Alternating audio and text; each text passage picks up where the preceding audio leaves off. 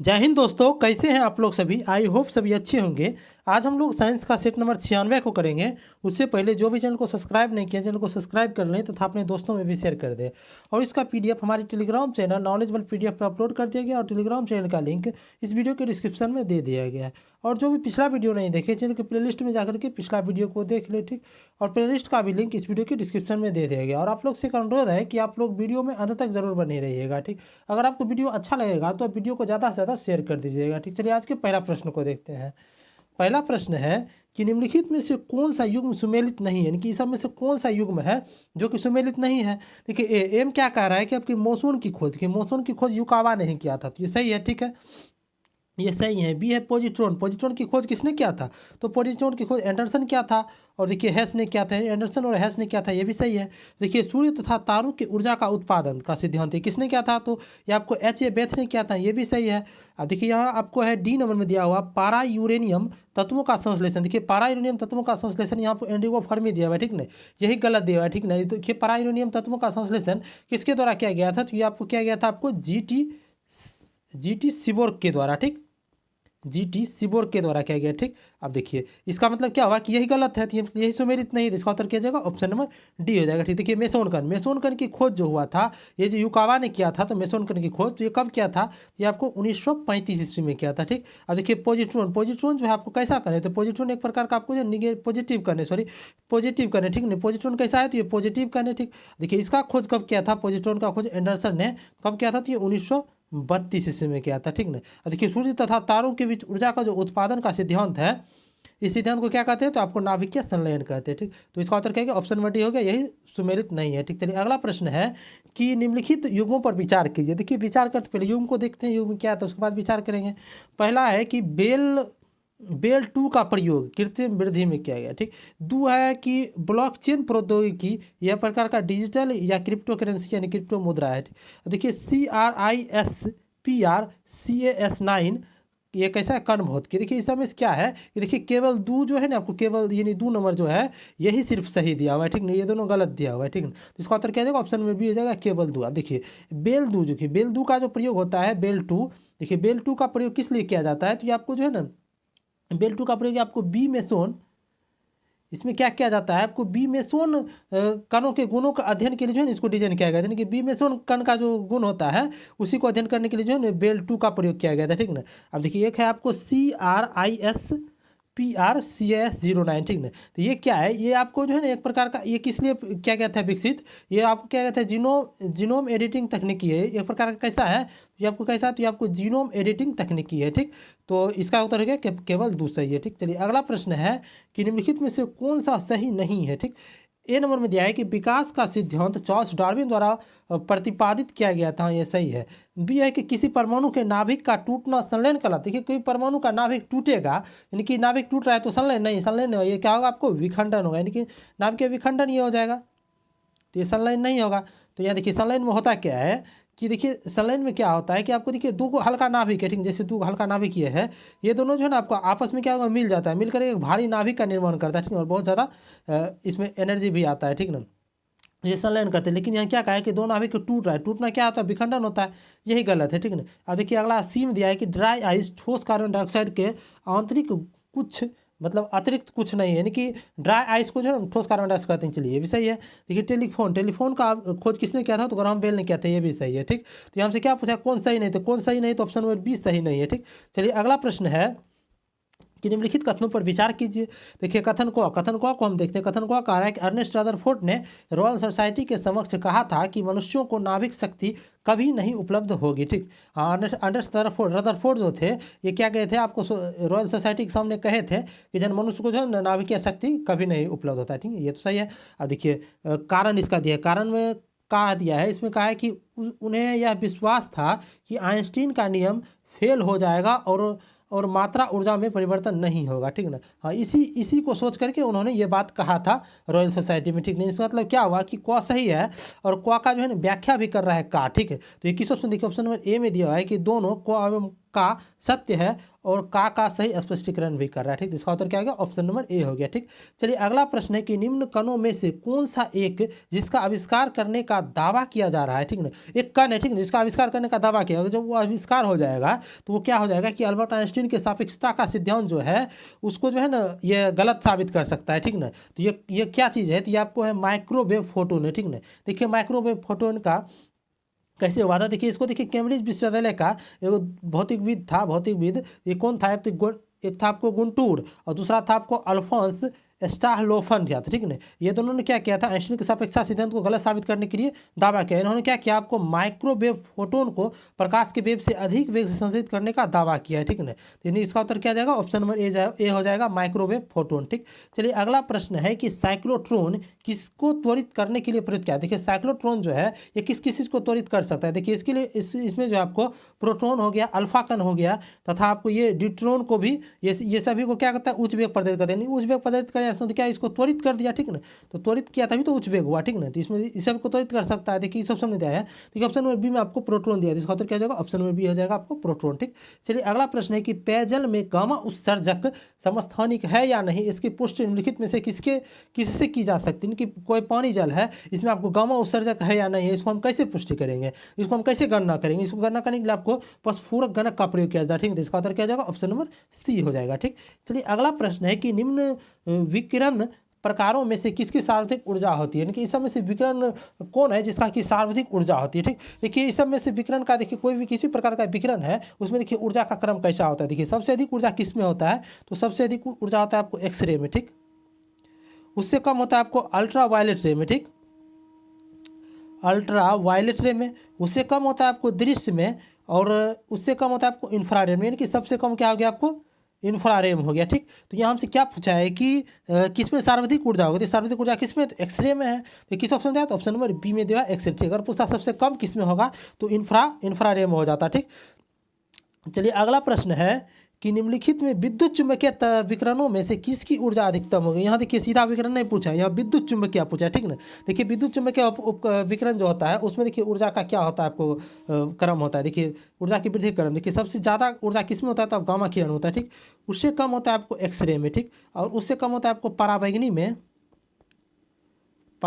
में, उससे भी कम होता है आपको दृश्य में, उससे भी कम होता है आपको अवरक्त विकिरण में। ठीक, किस में होता है?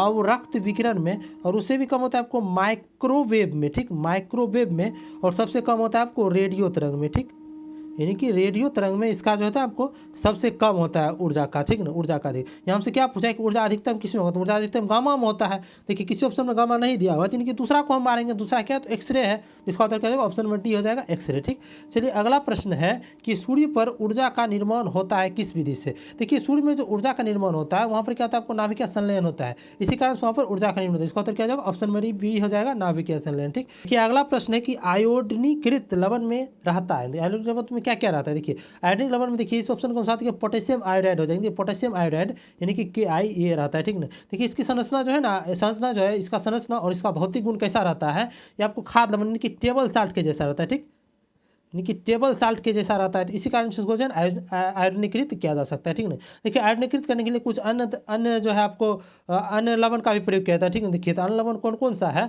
देखिए इस सबको हम देखते हैं। देखिए अन्य कौन कौन सा है? देखिए पोटेशियम आयोडेट है, यानी कि पोटेशियम आयोडेट हो गया। उसके बाद आपको सोडियम आयोडेट हो गया। अब तक बाद इसको सोडियम आयोडाइड भी प्रयोग किया था। ठीक है, सोडियम आयोडाइड भी प्रयोग किया था। ठीक, तो ये सब अन्य हो गया। लेकिन पोटेशियम जो आयोडाइड है इसका जो ज़्यादातर प्रयोग व्यापारिक स्तर में होता है। ठीक ना, तो इसका उत्तर क्या जाएगा? ऑप्शन नंबर डी हो जाएगा। ठीक, चलिए अगला प्रश्न है कि निम्नलिखित में से कौन सा यौगिक लुईस अम्ल नहीं है? ठीक है, यानी कि लुईस अम्ल कौन सा नहीं है? देखिए सबसे पहले लुईस अम्ल को समझिए, लुईस अम्ल और लुईस क्षार क्या होता है? ठीक, सबसे पहले देखिए लुईस अम्ल यानी कि लुईस एसिड। ठीक, कि लुईस एसिड क्या होता है? कि लुईस एसिड क्या ऐसा एसिड होता है जिसमें कि इलेक्ट्रॉन का युग्म जो है ना ये प्राप्त करना चाहता है। ठीक ना, यानी कि इलेक्ट्रॉन का युग्म ये क्या करेगा? आपको प्राप्त करना चाहता है। ठीक, ये प्राप्त करता है। इसका मतलब क्या हुआ कि इसमें जो है एक जोड़ी इलेक्ट्रॉन ये जो है ना हमेशा युग्म प्राप्त करना मतलब कि एक जोड़ी, यानी क्या होगा? आपके एक जोड़ी इलेक्ट्रॉन को प्राप्त करेगा। ठीक, देखिए इसका कुछ कुछ उदाहरण देखिए, इसका उदाहरण है आपको BF3 हो गया, H+ हो गया।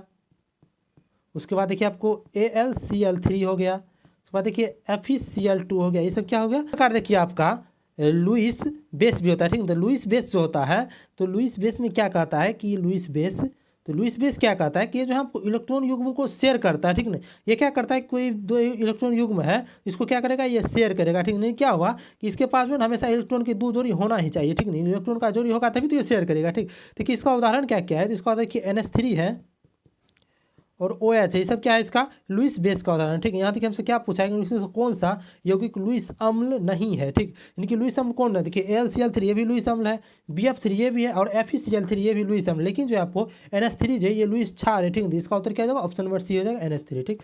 चलिए अगला प्रश्न है कि कथन ए और कथन आर दिया है, ठीक है। कथन ए को पढ़ते हैं। कथन ए का है कि सल्फ्यूरिक अम्ल को तनु बनाने के लिए पानी में अम्ल मिलाया जाता है, न कि अम्ल में पानी, ठीक। यहाँ ये बात सही कहा है, ठीक है। इसी का आंसर कहा है कि देखिए सल्फ्यूरिक अम्ल जो होता है इसको हम तनु बनाने के लिए क्या करते हैं कि पतला बनाने के लिए इसमें हम जो इसमें पानी में हम अम्ल मिलाएंगे, ठीक है ना। अम्ल में पानी नहीं मिलाएंगे। अगर हम देखिए अगर हम अम्ल है इसी एसिड में अगर हम पानी डाल देते हैं, यहाँ क्या हो जाएगा, बहुत ज़्यादा तेजी से अभिक्रिया करने लगेगा और क्या होगा, बहुत ज़्यादा उष्मा उत्पन्न करेगा, ठीक है ना। और आग भी लग सकता है इसमें, ठीक है। तो ये मतलब क्या होगा कि इसको तनुकरण के लिए हम क्या करना होगा, पानी में अम्ल को मिलाएंगे, ठीक। तो ये सही है, ठीक। देखिए आर कह रहा है कि पानी की विशिष्ट उष्मा बहुत अधिक है, सही बात है। इसका विशिष्ट उष्मा अधिक होती है, इसी कारण इसमें टेम्परेचर पकड़ लेते हैं कि ए भी सही है और आर भी सही है। तो आर जो है ना ए का व्याख्या भी कर रहा है, ठीक ना। ये किस ऑप्शन में देखिए, ऑप्शन नंबर ए में दिया हुआ है ए और आर दोनों सही है, और आर जो है ना ए का सही स्पष्टीकरण भी कर रहा है, ठीक। इसका उत्तर क्या हो जाएगा, ऑप्शन नंबर ए हो जाएगा, ठीक। चलिए अगला प्रश्न है कि सिरका निम्न में से किस एक का जलीय घोल है, ठीक। यानी कि सिरका इस में से किसका जलीय घोल है। देखिए सिरका में क्या मिला रहता है, तो आपको एसिटिक अम्ल मिला रहता है, ठीक। तो इसका उत्तर क्या होगा, ऑप्शन नंबर डी हो गया। देखिए एसिटिक अम्ल जो होता है इसी को हम क्या कहते हैं, आपको एथेनोइक अम्ल भी कहते हैं। इसी को क्या कहते हैं, तो एथेनोइक एसिड भी कहते हैं, ठीक। एथेनोइक एसिड भी कहते हैं। इसका फार्मूला आता है आपको CH3COOS, ठीक। अगर आपसे पूछेगा कि सिरका का रासायनिक नाम क्या है, तभी भी हो जाएगा आपको एसिटिक अम्ल, ठीक। इसका उत्तर क्या है, ऑप्शन नंबर डी हो गया। चलिए अगला प्रश्न है कि बायोगैस का मुख्य घटक क्या है। देखिए बायोगैस जो होता है उसमें मुख्य घटक क्या होता है, मीथेन होता है। इसका उत्तर क्या है, ऑप्शन नंबर बी हो गया, मीथेन। देखिए मीथेन का फार्मूला आता है आपको CH4। पूछेगा मीथेन कहाँ पाया जाता है, देखिए मीथेन देखिए और कहाँ पाया जाता है कि धान से, देखिए धान के खेत में भी मीथेन पाया जाता है। देखिए जानवर जब जुगाली करता है तो वहाँ भी मीथेन पाया जाता है, और खाद्यान्न में भी जो आग लगता है मीथेन के कारण ही लगता है। तो इसका उत्तर हो गया ऑप्शन नंबर बी, ठीक। चलिए अगला प्रश्न है कि वह क्रिया जिसके द्वारा पौधा अपना भोजन तैयार करते हैं तो क्या कहलाता है। देखिए पौधा जो भोजन तैयार करता है वो प्रक्रिया आपको प्रकाश संश्लेषण करता है, ठीक है। प्रकाश संश्लेषण का ये रिएक्शन है। देखिए कार्बन डाइऑक्साइड जो आपको जल के साथ अभिक्रिया करता है किसके उपस्थिति में, तो सूर्य के प्रकाश, और देखिए क्लोरोफिल भी है, ठीक नहीं। क्लोरोफिल को उपस्थिति में करता है तो ये क्या निर्माण करता है, तो ग्लूकोज यानी कि C6H12O6 तथा ऑक्सीजन गैस मुक्त करता है, ठीक है। इसका उत्तर हो गया आपको ऑप्शन नंबर सी हो गया, ठीक। चलिए अगला प्रश्न है कि निम्नलिखित में से कौन सा वर्ड फ्लू विषाणु है। देखिए वर्ड फ्लू विषाणु जो होता है आपकी होता है H5N1 होता है, ठीक। तो इसका उत्तर क्या हो गया, ऑप्शन नंबर डी हो गया, H5N1, ठीक। देखिए बर्ड फ्लू का जो है आपको दूसरा नाम भी है, ठीक। दूसरा नाम इसका क्या है, देखिए इसका नाम है आपको एवियस, यानी कि एवियन इन्फ्लुएंजा, ठीक है। एवियन इन्फ्लुएंजा इसे कहा जाता है, ठीक ना। एवियन इन्फ्लुएंजा कहा जाता है, ठीक ना। ये जो है आपको मुख्य रूप से जो ना आपको ये मुर्गी को प्रभावित करेगा, ठीक। ये मुर्गी को प्रभावित करता है। देखिए इसमें जो है ये जो है कभी कभी मनुष्य को भी प्रभावित करता है। मनुष्य को देखिए कैसे प्रभावित करता है, देखिए मनुष्य को ये दो तरीका से प्रभावित करता है। पहला देखिए तरीका क्या है कि तो सीधे जो है जैसे कोई मुर्गी है, ठीक है, उसको अगर H5N1 वायरस हुआ है तो उस मुर्गी को कोई आदमी खा लेगा, तो उसको भी ये बीमारी हो जाएगी, यानी कि H5N1 हो जाएगा, ठीक। या तो दूसरा कारण इसमें ये भी है कि कोई भी संक्रमित व्यक्ति है, जैसे कोई व्यक्ति है उसको जो है H5N1 वायरस हुआ है तो उसके संपर्क में आएगा ना तो उससे भी इसको हो सकता है, ठीक। चलिए अगला प्रश्न है कि सुमेलित कीजिए। देखिए सुमेलित करते हैं। देखिए एम दिया हुआ है प्लेग। देखिए प्लेग किसके साथ सुमेलित होगा, देखिए प्लेग जो है किसको काटने से होता है, तो इनके पिप्सुओं को काटने से होता है, ठीक है। इसका बी में हो जाएगा, ठीक। अब देखिए फाइलेरिया किसके कारण होता है, देखिए फाइलेरिया जो है आपको मच्छर के काटने से होता है, ठीक। यानी कि बी का 3 हो गया। अब देखिए बेरी रोग कैसे होता है, देखिए बेरी रोग जो होता है आपको विटामिन बी की कमी से होता है, तो ये 4 में चला गया। देखिए टाइफाइड देखिए किसको प्रभावित करता है, टाइफाइड देखिए आंत को प्रभावित करता है, यानी कि क्या हो गया, ए का हो गया 2 और बी का हो गया 3, सी का हो गया 4 और डी का हो गया 1। देखिए किस ऑप्शन में दिया, ये ऑप्शन नंबर डी में दिया हुआ है, ठीक। चलिए अगला प्रश्न है कि निद्रा रोग यानी कि स्लीपिंग सिकनेस जो होता है, नमक बीमारी होती है, किसके कारण। देखिए इसमें जो है आपको ट्रिपेनोसोमा नामक एक कोशिकीय जीव होता है, ये क्या है आपको प्रोटोजोआ है, ठीक। इनकी ट्रिपेनोसोमा नामक प्रोटोजोआ के द्वारा होता है, ठीक ना। अब देखिए जो होता है ये निद्रा रोग जो होता है यानी कि स्लीपिंग सिकनेस, इसमें जो ट्रिपेनोसोमा जो प्रोटोजोआ होता है इसका वाहक कौन होता है, देखिए इसका वाहक जो आपको सीसी मच्छर होता है, ठीक ना। सीसी मच्छर होता है, ठीक ना। अगर जिसको निद्रा रोग हो जाता है तो वो दिन में भी क्या होता है, हमेशा औंगते रहता है, ठीक ना, हमेशा उसको नींद लगते रहता है, ठीक। देखिए अगला प्रश्न है कि असुरक्षित पेयजल और स्वच्छता की कमी के कारण विकासशील देशों में प्रचलित 3 संचारी रोग है, ठीक है ना। यानी कि जहाँ पर असुरक्षित पेयजल है और स्वच्छता की कमी है, उस विकासशील देश में 3 को संचारी रोग हो रहा है। तो ये 3 को संचारित रोग कौन कौन है? देखिए एक है आपको मलेरिया है, दूसरा आपको तीव्र प्रवाहिका और तीसरा आपको शिस्टोसोमारुग्नता, ठीक है ना। यानी कि शिस्टोसोमारुग्नता, यानी कि तीनों ये बीमारी क्या हो रहा है, ठीक है। इसका उत्तर क्या गया? ऑप्शन नंबर डी, बी हो गया, ठीक। चलिए आज का अंतिम प्रश्न था। अगर आपको वीडियो अच्छा लगा हो, अगर आपको लगता है कि ये वीडियो आपके लिए हेल्पफुल है, तो आप वीडियो को ज़्यादा से ज़्यादा शेयर कर दें और इसे लाइक भी कर लें, ठीक। और आप चैनल को भी सब्सक्राइब कर लें। और इसका पीडीएफ हमारे टेलीग्राम चैनल नॉलेज पर पीडीएफ पर अपलोड कर दिया गया है, और टेलीग्राम चैनल का लिंक इस वीडियो के डिस्क्रिप्शन में दे दिया गया है। और जो भी पिछला वीडियो नहीं देखे, चैनल के प्लेलिस्ट में जाकर के पिछला वीडियो को देख ले, ठीक। चलिए वीडियो में अंत तक बने रहने धन्यवाद। मिलते हैं अगले वीडियो में।